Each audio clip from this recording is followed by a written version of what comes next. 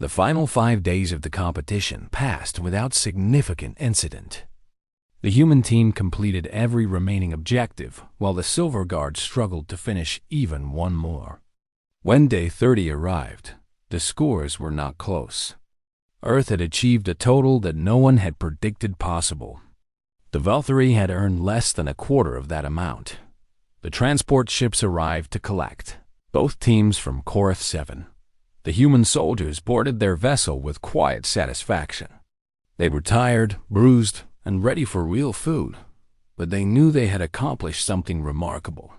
Santos had collected enough plant samples to keep researchers busy for years.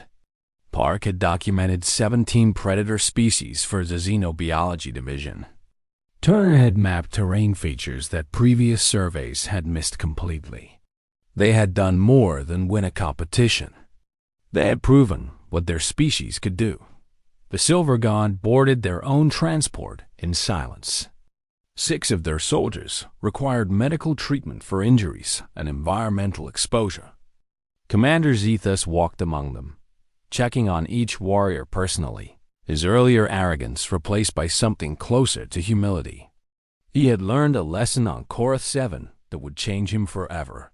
The Galactic Military Council held the award ceremony 3 days later in the same great hall where the challenge had first been issued. The viewing galleries were even more crowded than before. Species that had dismissed humanity as irrelevant now pushed for front-row positions. They wanted to see the Deathworlders up close. Ambassador Powell presented the human team to the assembly. Captain Brooks led his soldiers onto the central platform, all 12 of them standing at attention in fresh uniforms. They looked small compared to the aliens around them. They looked ordinary, but everyone in that hall now knew what ordinary humans could accomplish. The council chairman presented the victory medal to Brooks.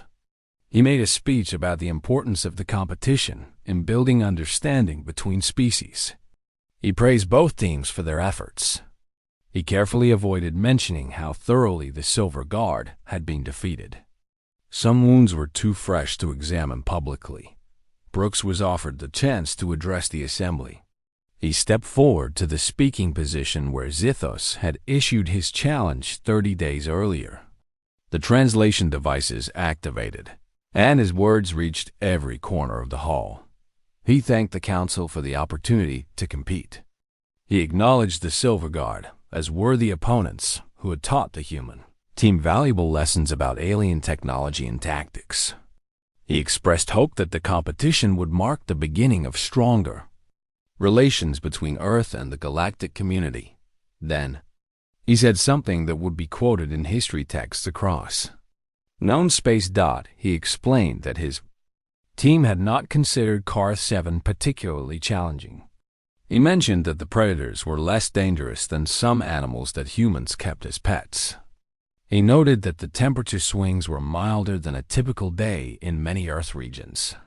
He observed that the toxic atmosphere pockets contained fewer harmful substances than the air in some human cities. The hall fell absolutely silent. Brooks continued. He said that humans did not think of themselves as exceptional. They were simply survivors from a world that had tried to kill them every day for millions of years. They had learned to adapt, to endure, and to never give up. Those traits had served them on Korath 7 just as they had served countless generations on Earth. He concluded by inviting any species interested in learning from human survival techniques to visit Earth and train with human instructors. He warned that the training would be difficult. He promised that those who completed it would come back changed. The offer was received with mixed reactions. Several species immediately expressed interest. Others dismissed it as posturing. A few began quiet diplomatic discussions about what exactly was happening on that class 13 Deathworld and whether they needed to reassess their understanding of the galaxy's newest member. Species. Commander Zithus approached Brooks after the ceremony. The Valkyrie towered over the human, his forearms folded across his chest, his 6 eyes studying the small creature who had defeated him. He had a request. He asked if he could join the human training program personally. He wanted to understand how these Deathworlders thought, how they fought, how they survived. He wanted to learn from the species that had humiliated his Silver Guard so completely. He was willing to set aside 400 years of Volthori pride to gain that knowledge. Brooks considered the request for a long moment. Then he extended his hand, the same gesture of respect he had offered on the battlefield. Zithus accepted it. The news of Zithus's decision spread quickly through the galactic community. Other military leaders followed his example. Within 1 year, Earth had established training facilities that accepted soldiers from 60 different species. The programs were brutal by alien standards. The dropout rate exceeded 90%. But those who survived emerged as the finest warriors their species had ever produced. Earth's status changed forever. They were no longer the primitive newcomers who had stumbled into galactic society. They were the Deathworlders, the persistence hunters, the species that refused to stop. Other civilizations began to treat them with a respect born of genuine understanding rather than courtesy. Ambassador Powell returned to the Council 5 years after the competition to propose a joint military alliance. The response was overwhelmingly positive. Species that had once laughed at human ambition now competed for positions in human-led training programs. The galaxy had learned what it meant to underestimate the children of a Class 13 Deathworld. Captain Brooks retired from active service and took a position as chief instructor at the main training facility. He spent his remaining years teaching aliens how to think like humans.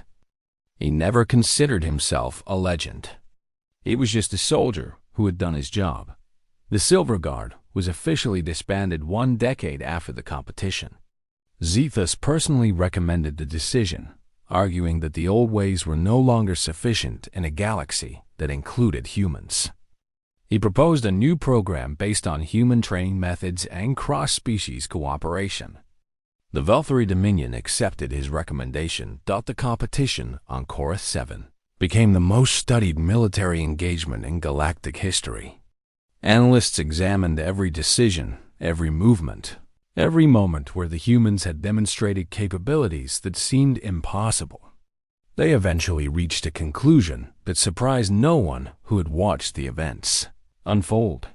The humans had not won because of luck or tricks or hidden advantages. They had won because their world had created them to survive anything the universe could throw at them. They had won because giving up was simply not part of their nature.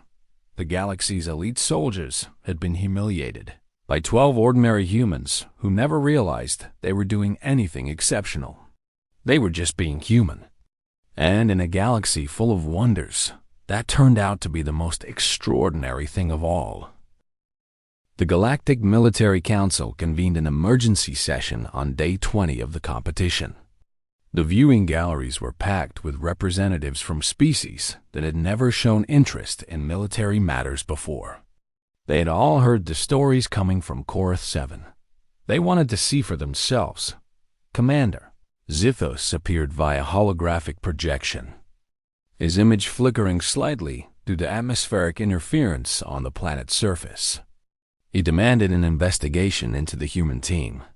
He accused them of using hidden technology, genetic modifications, or some form of cheating that the Council had not yet detected. He insisted that no primitive species could possibly outperform the Silver Guard without artificial assistance. The Council reviewed all available evidence.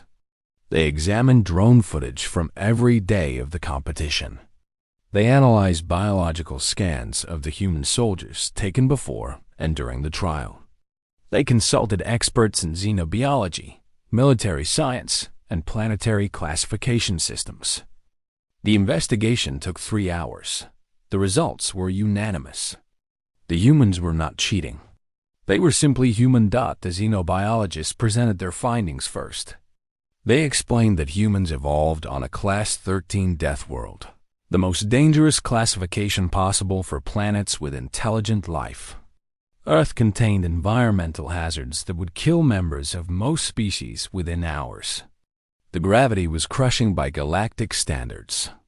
The atmosphere contained a corrosive gas called oxygen at levels that would poison many forms of life. The planet experienced regular natural disasters including hurricanes, earthquakes, volcanic eruptions, and floods. But the most remarkable feature of Earth was its wildlife. Humans had shared their planet with predators, parasites, and diseases that made Korath 7 look peaceful. They had evolved as prey animals first, developing social cooperation and endurance, hunting to survive. They had domesticated other dangerous species, turning wolves into loyal companions and wild cattle into food sources. They had conquered every environment their world offered. From frozen wastelands to burning deserts to the depths of their oceans, the experts explained human persistence hunting, a technique where humans would chase prey animals across great distances, following them for hours or even days until the prey collapsed from exhaustion. No other intelligent species in the galaxy had evolved this capability. Most predators relied on speed or ambush tactics. Humans simply refused to stop. They discussed human healing capabilities, including a process called scarring, where damaged tissue would repair itself with stronger material. They described the human immune system, which was so aggressive that it sometimes attacked the body it was meant to protect. They mentioned human pain tolerance, which allowed them to function with injuries that would incapacitate most species. Commander Zithus listened to the presentation in growing horror. He had studied the Silver Guard's opponents before every engagement for 80 years.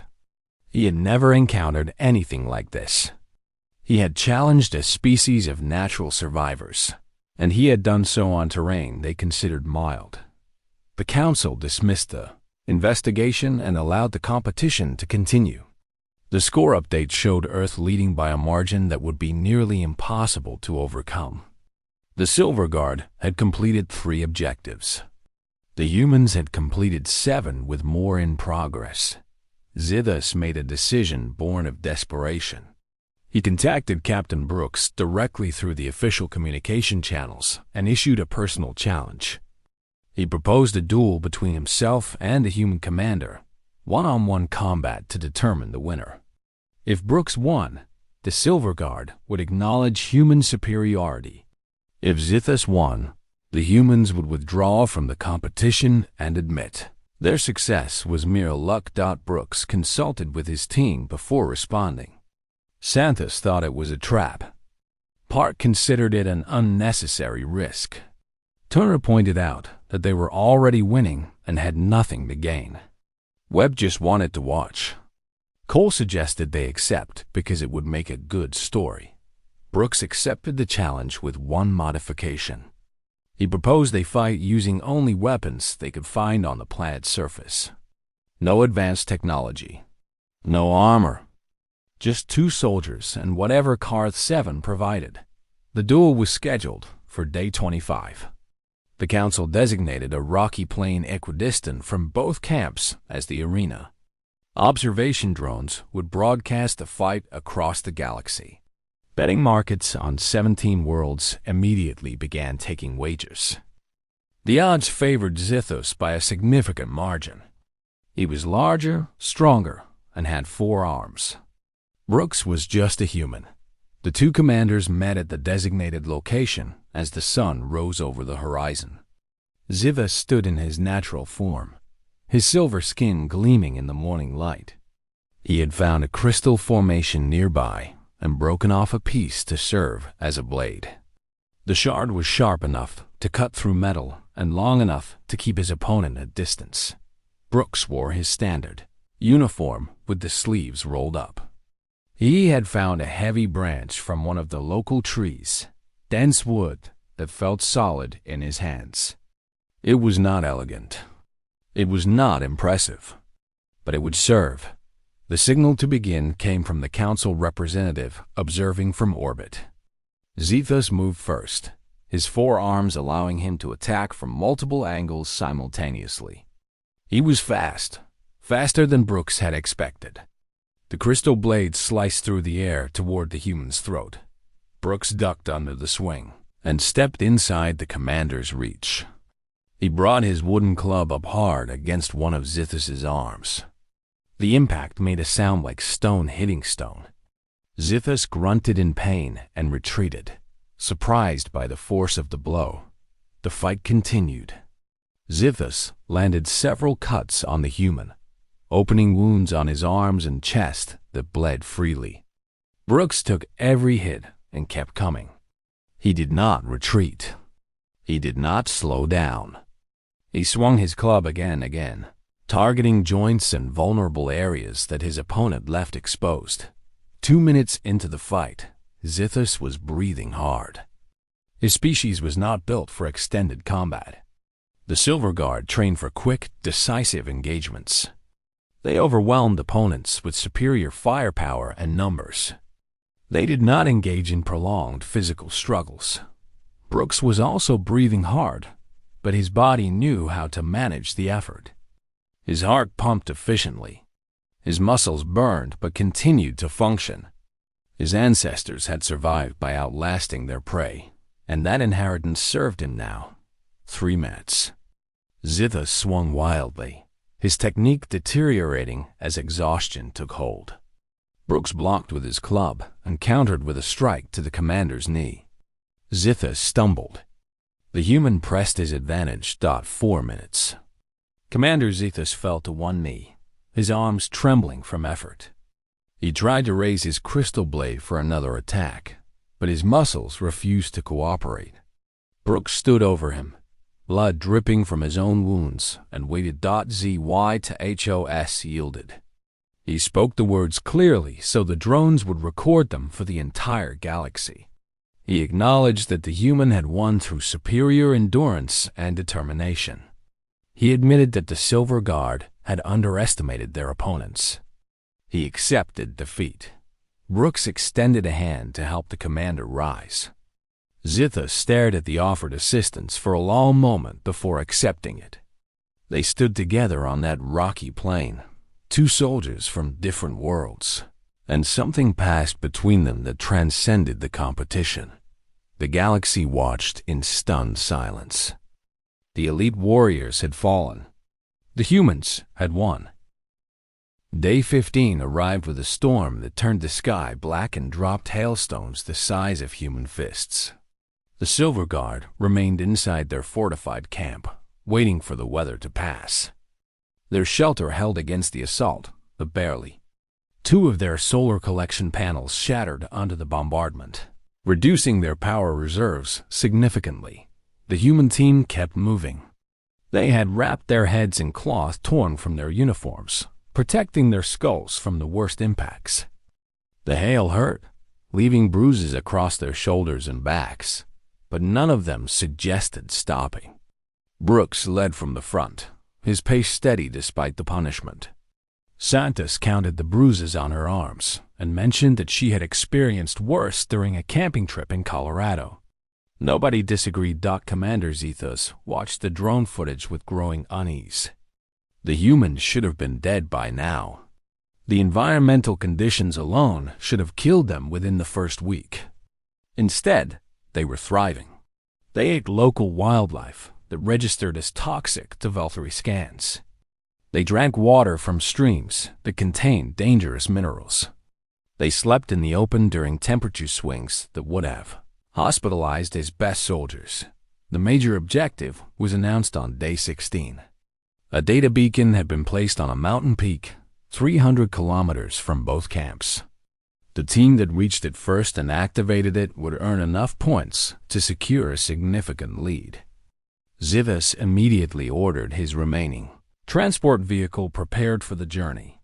Brooks gathered his team and studied the terrain maps. The mountain range was harsh, with steep cliffs, unstable rock formations, and atmospheric conditions that worsened with altitude. The oxygen levels at the peak were barely sufficient for human survival. He asked his team how they felt about a long walk. Turner suggested they could jog some of it. Webb complained that his boots were starting to wear out, but admitted he had a spare pair in his pack. The Silver Guard departed in their vehicle at dawn on day 17. The transport moved quickly across the flat terrain, covering ground at speeds the humans could never match. Zithus felt confident again. Technology would overcome endurance. The Velthari would reach the beacon first and restore their rightful position in the void. Competition. The vehicle broke down on day 2 of the journey. A critical component in the propulsion system failed, damaged by accumulated dust and mineral deposits from the harsh environment. The repair required parts they did not have. Zithus ordered his soldiers to continue on foot while he stayed behind to attempt repairs. The 4 Silver Guard warriors began walking toward the mountain. They made good progress for the first 6 hours, covering nearly 30 kilometers before exhaustion forced them to stop. Their bodies were not designed for prolonged physical exertion. The Velthari had evolved on a gentle world with low gravity and mild climates. They were strong in short bursts, devastating in combat, but they had never needed to develop endurance. The humans never stopped. They moved in a pattern that had served their ancestors for hundreds of thousands of years. They jogged until their heart rates climbed too high, then walked until they recovered, then jogged again. They ate while moving, chewing on dried meat and local plants that Santis had identified as safe. They drank from every stream they crossed. When night fell, they walked by starlight, navigating by instinct and Turner's careful calculations. Park moved ahead as scout, his eyes constantly scanning for threats. Cole carried extra equipment for soldiers who were struggling, rotating the burden among the team. Webb handled repairs on the move, fixing straps and adjusting gear without slowing the pace. They worked as a unit, each member supporting the others, their efficiency born from millions of years of evolution as persistence hunters. The Silver Guard soldiers collapsed after 18 hours of walking. Their legs simply stopped working. Their lungs burned from the exertion. Their 4 arms, so useful in combat, became weights that dragged at their exhausted bodies. They called for emergency evacuation and were carried back to the main camp on rescue drones. The humans reached the base of the mountain on day 4 of their journey. They had covered 300 kilometers in roughly 90 hours of continuous movement, stopping only for brief rest periods that never exceeded 2 hours. Brooks assessed his team and found them tired but functional. Santos had developed blisters on her feet, but had already treated them with local plant compounds. Park reported no injuries. Turner confirmed they were on schedule. The climb began at dawn on day 5. The mountain was steep, but not technical. The humans scrambled up rock faces that would require climbing equipment for most species. They used their hands and feet with natural coordination, their bodies remembering skills that their ancestors had used to escape predators on the African savanna. Webb slipped once and caught himself without assistance. Cole helped Santos over a difficult section. They worked together, always together. The atmospheric conditions worsened with altitude. The oxygen levels dropped to 70% of Earth standard, then 60, then 50. The humans breathed harder but kept climbing. Their bodies adjusted, their red blood cells carrying oxygen with efficiency that alien physiologists would later study with amazement. Santos noticed her vision narrowing and mentioned it casually. Brooks told her to focus on her feet and keep moving. She did. Turner reached the peak first. She was not the fastest or strongest member of the team, but she had found a route that suited her climbing style and pushed through while the others helped stragglers. She stood on the summit with her arms raised, breathing the thin air in great gasps, and waited for her teammates to join her. The data beacon sat in a protective case at the highest point.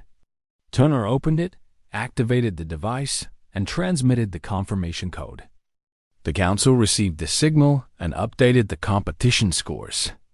Earth had completed the major objective. The Silver Guard had not even come close. Brooks arrived second, followed by Park and Cole.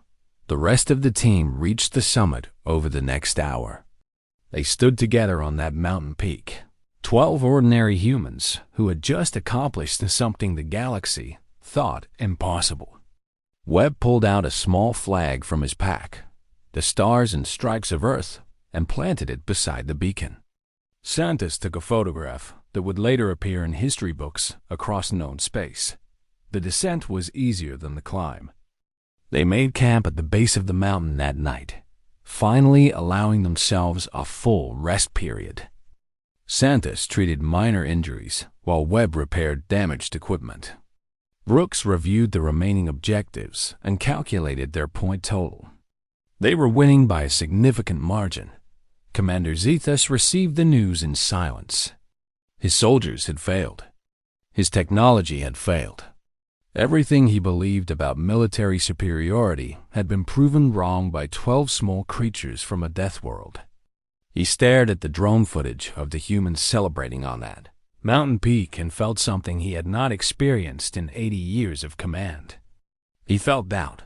The competition was not over yet. 15 days remained.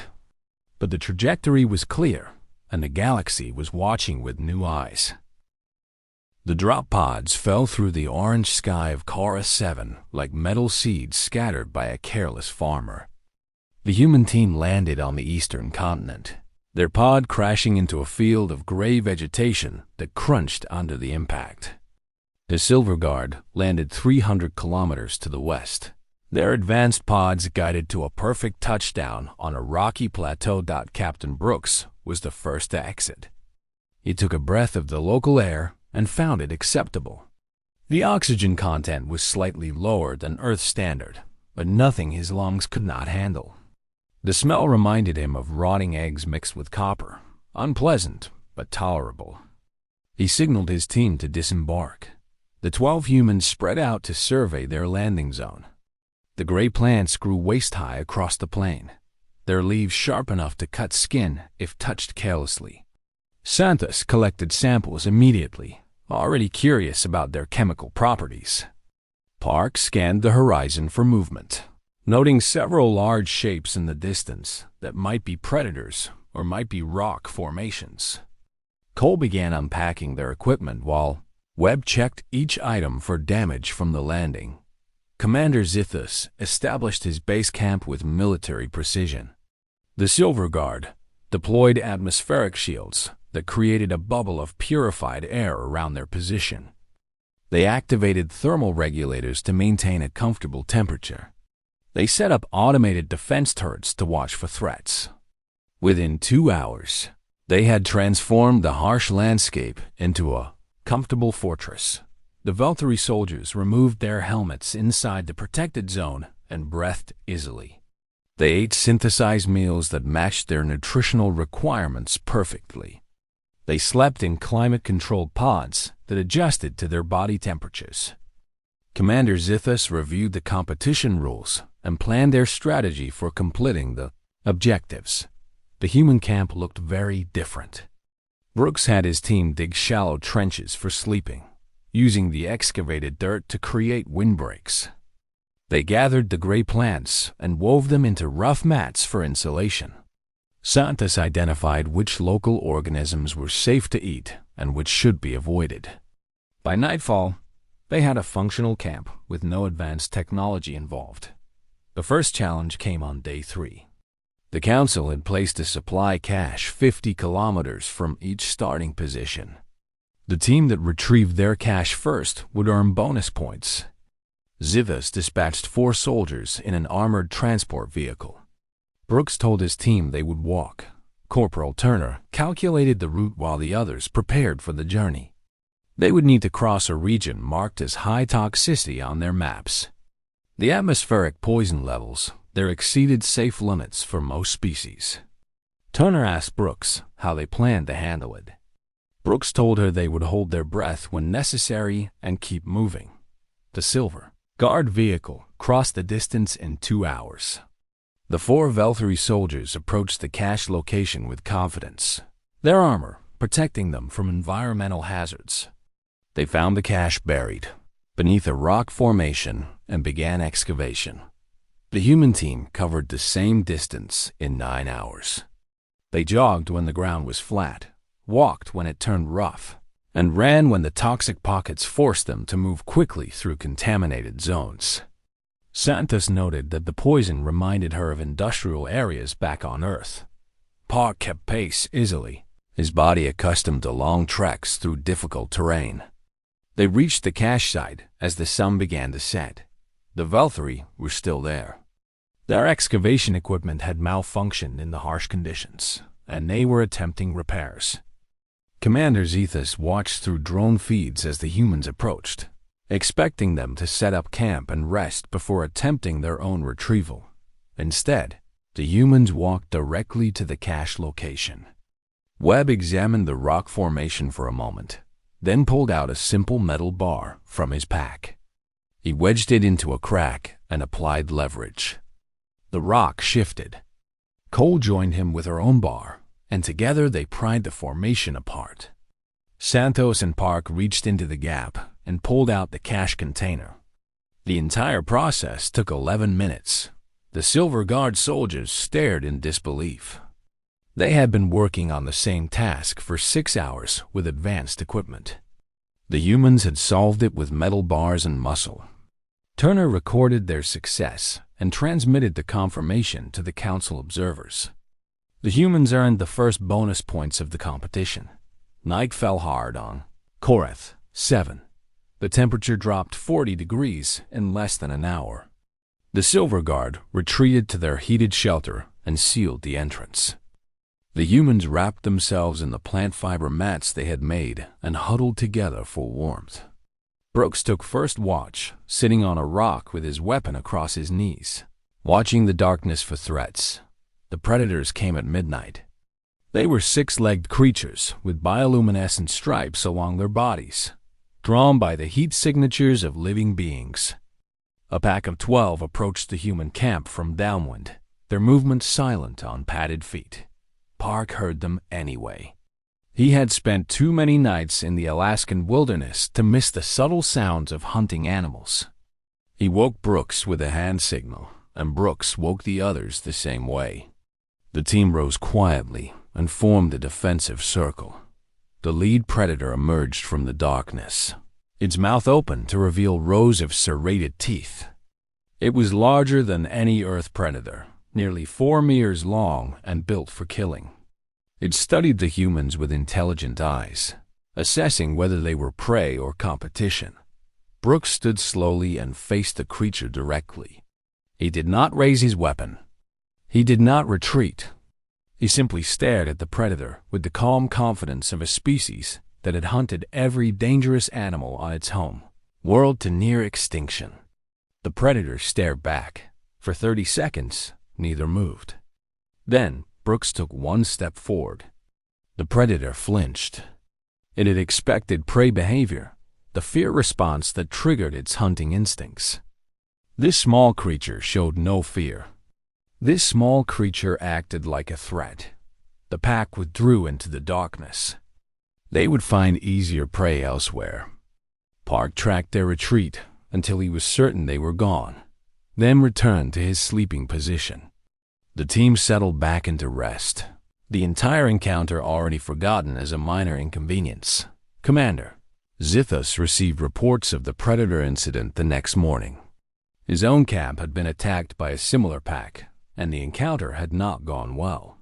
The automated turrets had activated when the creatures approached, but the loud weapons fire had damaged their atmospheric shield generator. 3 soldiers had suffered minor injuries in the chaos. They spent the next day making repairs. The humans spent that day completing their second objective. They were already pulling ahead by day 5. The pattern was clear. The Silver Guard had superior technology and centuries of training. The humans had something the Valkyrie could not understand or replicate. They had grown up on a world that made Korath 7 look like a vacation destination. The council observers began paying closer attention. Something unexpected was happening on that harsh planet. Something that challenged everything the galaxy believed about military superiority. The competition was only beginning, and already the impossible was becoming real. The Great Hall of the Galactic Military Council stretched across 3 kilometers of polished crystal and floating platforms. Representatives from 900 species filled the viewing galleries, their attention fixed on the central stage where Commander Zithus stood in gleaming silver armor. He was tall, even by Velthari standards, rising nearly 3 meters, with 4 muscular arms crossed over his broad chest. His pale blue skin reflected the lights above, and his 6 eyes scanned the crowd with obvious contempt. The Velthari Dominion had ruled 12 star systems for 6,000 years. Their Silver Guard had never lost a single battle in 4 centuries of service. Commander Zithus knew this, because he had personally led them through the last 80 years of that perfect record. He had crushed rebellions, ended wars, and brought entire civilizations to their knees. Today, he would issue a challenge that no species would dare accept. The Council had organized a competition to determine the finest soldiers in known space. It was meant to build unity among the member species, to create bonds through friendly rivalry. But Zethus saw it differently. This was a chance to remind the galaxy who truly held power. He stepped forward, and his voice boomed across the hall, through translation devices that converted his words into 900 languages simultaneously. He announced that the Silver Guard would represent the Velthari Dominion in this competition.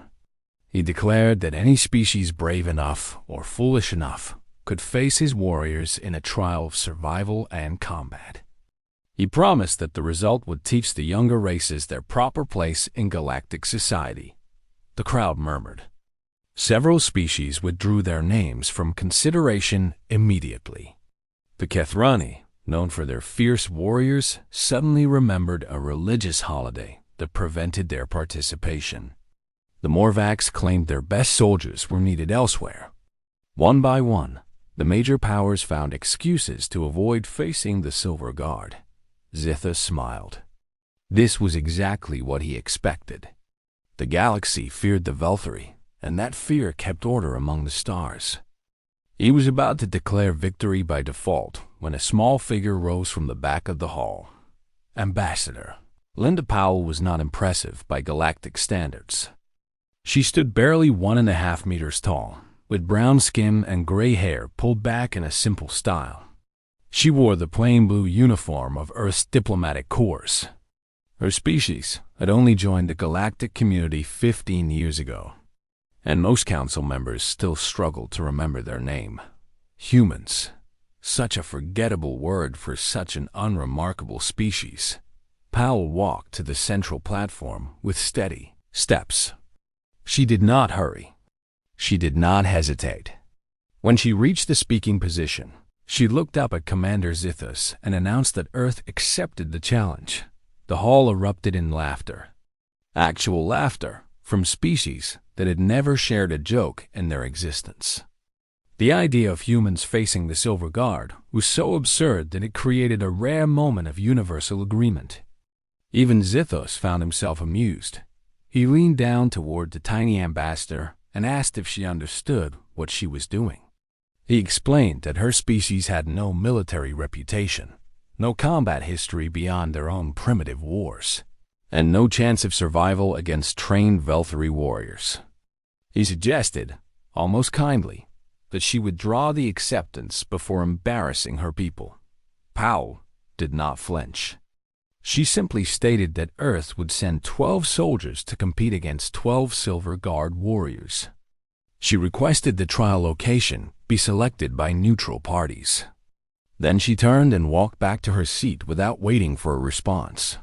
The council selected Planet Karth 7 as the trial location. It was a harsh world with toxic atmosphere pockets, extreme temperature shifts, and dangerous native predators. The environment was classified as hostile to most known life forms. The Silver Guard studied the data and found it acceptable. Challenging, perhaps, but nothing their advanced equipment could not handle. What the Velthari did not understand was the classification system itself. Korath 7 was rated as a Class 8 danger world. Earth was rated as Class 13. The scale only went to 13 because the scientists who created it never imagined anything could be worse. Earth held that position alone among all known planets with intelligent life. Captain Daniel Brooks received his orders 3 days after the challenge was accepted. He was a career soldier with 20 years of service, none of it remarkable by military standards. He had served in desert operations, jungle warfare, Arctic survival training, and urban combat zones. He had broken 17 bones over his career, recovered from each one, and returned to duty. He considered himself average. He assembled his team from volunteers across the armed forces. He did not select special forces operators or genetically enhanced super soldiers. Earth did not have genetically enhanced super soldiers. He chose 12 ordinary soldiers who had proven they could handle difficult conditions. Sergeant Maria Santos joined the team as field medic. She had grown up in the Amazon region and spent her childhood learning which plants could heal and which could kill. Corporal Kevin Park came from Alaska, where he had tracked animals through frozen wilderness since he was old enough to walk. Corporal Lisa Turner handled communications and navigation. Her skills developed through years of search and rescue operations in the Rocky Mountains. Private First Class Hannah Cole was an engineer who could build shelter from anything. Private First Class Gary Webb could repair broken equipment using tools that should not work for the job. The others brought their own skills, all of them ordinary by human standards. All of them completely alien to the rest of the galaxy. Brooks gathered his team for a briefing 1 week before departure. He showed them the data on Korath 7 and watched their reactions. Santos noted that the toxic atmosphere pockets were less dangerous than the smog in some Earth cities. Park observed that the predators seemed to rely on ambush tactics, which made them predictable. Cole pointed out that the temperature swings were actually milder than a typical day in certain desert regions. The team discussed the Silver Guard. They reviewed footage of Velthari soldiers in combat. They were fast, strong, and well-equipped. Their armor could stop most projectile weapons. Their 4 arms gave them advantages in close combat. They had centuries of experience and a perfect record. Brooks asked his team if they were worried. Webb laughed and said he was more concerned about the food. Santos hoped the local plants would be interesting. Park wanted to see the predators up close. None of them seemed afraid of the Velthari. The transport ship arrived on schedule. The human team boarded with minimal equipment, basic weapons, survival kits, and 30 days of emergency rations. They did not bring atmospheric processors, thermal regulators, or automated defense systems. They did not need them. Ambassador Powell met them at the boarding ramp. She wished them luck and reminded them that the entire galaxy would be watching. Brooks thanked her and said his team would try not to embarrass Earth. Powell smiled and replied that she was not worried about embarrassment. She was worried about the paperwork if the Velthari filed complaints. The ship lifted off and set course for Korath 7. Inside, the 12 human soldiers settled into their seats and began the long journey. Some slept. Some read. Some played card games to pass the time. They did not know that their actions over the next 30 days would change humanity's place in the galaxy forever. They were simply soldiers doing their job, unaware that the job would make them legends. Commander Zithus watched their departure from the council hall. He felt almost sorry for the humans. They had no idea what they were walking into. In 30 days, the galaxy would forget they ever existed, and the Silver Guard would add another victory to their perfect record. He returned to his quarters to prepare his own team, confident that this competition was already won. He could not have been more wrong.